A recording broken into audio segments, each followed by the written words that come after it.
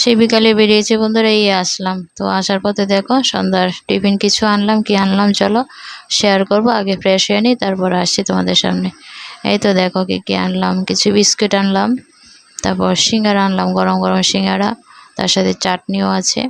আর একটা ছোট্ট স্প্রাইট আনলাম ঠান্ডা, ভীষণ গরম তো তার জন্য। আর এই যে রসগোল্লা আনলাম।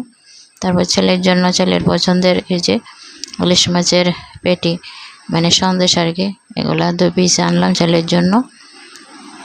আর মাতৃভাণ্ডারের একটা চাটনি হয় সিঙ্গারের সাথে, জাস্ট লোভনীয়। এই দেখো লোভনীয় চাটনিটা। চলো সন্ধ্যা টিফিনটা ফিনিশ করি।